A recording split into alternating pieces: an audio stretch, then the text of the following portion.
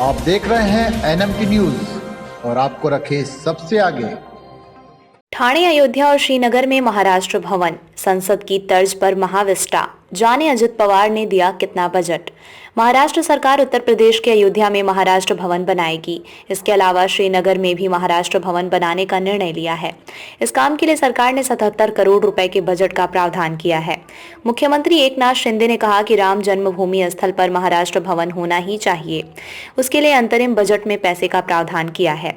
फिलहाल तो इस पैसे से जमीन खरीदेंगे, आगे चलकर और भी पैसा लगेगा तो उसका भी प्रावधान करेंगे। उप मुख्यमंत्री देवेंद्र फडणवीस ने जनवरी में एनबीटी को बताया था कि भगवान राम के जन्मस्थल अयोध्या में महाराष्ट्र सरकार अपना भवन बनाएगी। इसके लिए वे मुख्यमंत्री योगी से जमीन मुहैया कराने की अपील करेंगे।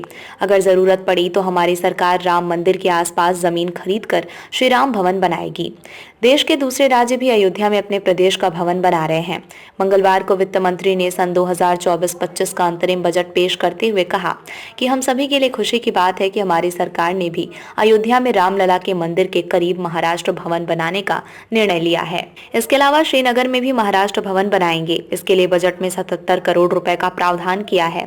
बजट में मुंबई में मंत्रालय और आसपास के परिसर की सरकारी इमारतों के आधुनिकीकरण के लिए अंतर्राष्ट्रीय दर्जे का आर्किटेक्ट नियुक्त करने की घोषणा की है।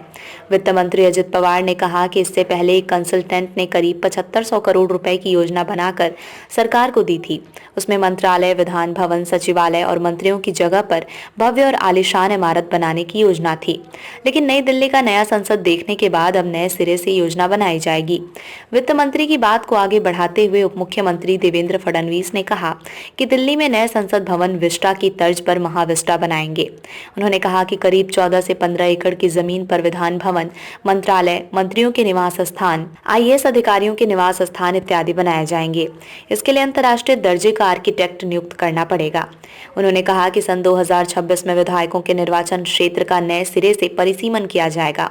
विधायकों की संख्या भी बढ़ेगी। ऐसे में हमें नए विधान भवन की जरूरत पड़ेगी, जहां विधायकों के बैठने के लिए ज्यादा सीटें लगेंगी। महाविस्टा में ये सभी कुछ होगा।